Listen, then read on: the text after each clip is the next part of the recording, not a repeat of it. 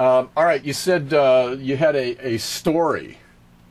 About tape rolling? Yeah. Well, it's pretty simple. When we started out in the recording business, there used to be, you'll see the pictures, the old NBC studios or CBS studios. The engineer pushes the button and the big red light comes on and says, recording, quiet please, whatever. What we used to do is we used to go before the session started, our sessions, and we would unscrew those light bulbs. So when you push the record button, the world didn't light up that you're on. And later in life, out of necessity, because of the way the unions worked, when we used to record in New York City, we used to turn the tape machines around. When we do our string dates and horn dates, you couldn't double or overdub without paying scale twice. So we'd literally physically turned the tape machine around so that when we were recording, the red lights on the VU meters were not visible through the control room glass window. So the string players, we had to lie to them, tell me, yeah, that wasn't bad, let's do another take, Let's try it again from C, letter C or whatever it was. And so we would double them up without their knowledge, more or less. We cheated. Yeah, but that was the other thing.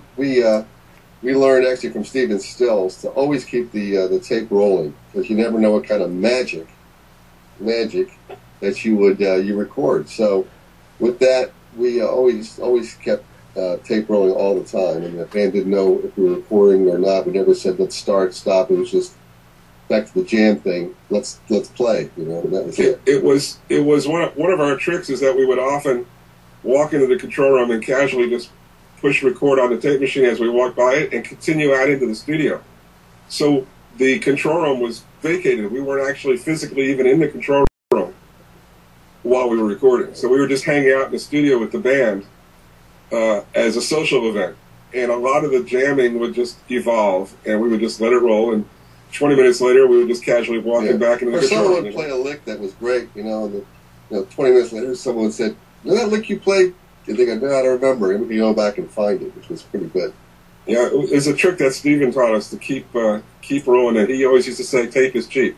It wasn't really, but in the big picture, I guess it was, Okay, now, Bobby also mentioned in his book that Sam the Sham and the Pharaohs were recording at the same time as the Layla sessions went on. And actually, a couple of the songs on Layla were more or less inspired by Sam's sessions. Nobody Knows You When You're Down and Out, Bobby says, was suggested by Sam. And then later they heard Sam and his band doing Key to the Highway. And so they picked up on that and recorded a version of that for Layla. Do you have any notes about the exchange or relationship in the studio there between Sam and Eric and the Derricks? It's very possible that they heard songs from Sam Samudio. It's possible that he influenced them. I don't have any knowledge of that. That's an interesting scenario, because when we were doing the Sam and the Sham album, he had a little issue with me where he pulled a gun and pointed the gun at my head. And Tom Dowd very aggressively jumped in between us and ripped the gun out of his hand and dismissed him forever from coming to the studio. So, that's the story I remember about Sam and Sham. It was a little different than what you're saying, but musically, it's very possible that happened, yeah. All right. Now, a lot of the music, you were talking about the songs kind of developing in the studio, some of them. Yes.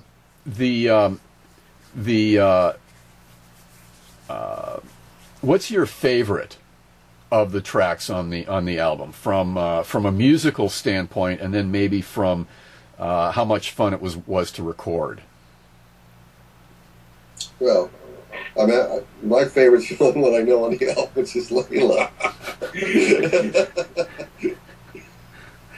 You guys, take a look at, and then we move on to the next project. We were doing an album a month. That's recorded, mixed, and out onto the next. An album a month for Atlantic, and these are all big acts. So to go back and say which song was what and where is kind of tough for me from way back then. One of my favorites would be Bell Bottom Blues. Oh yeah, that's a good one. Yeah, Bell Bottom Blues was great. The Leslie guitar and that really is important to us. We still have that Leslie, by the way. It's part of our collection of over the years. We still have that Fender Leslie that's so apparent on the label album. We have the electric piano. We have the electric piano. We got the B3. Yeah. We have a lot of that stuff was owned by Howard and I at the time, and we retained it over the years. We didn't have to cash in on that stuff, so we have that stuff.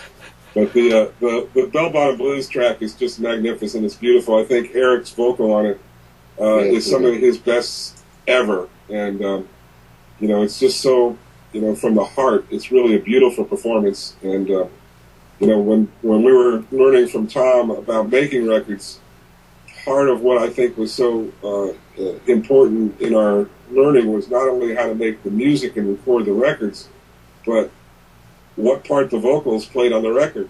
So many people are not aware of the importance of a vocal performance. I guess I should say they take it for granted. It's such an important part of the record, and I think that the vocal that we got on Bell Bottom Blues is a great example of how great it can be.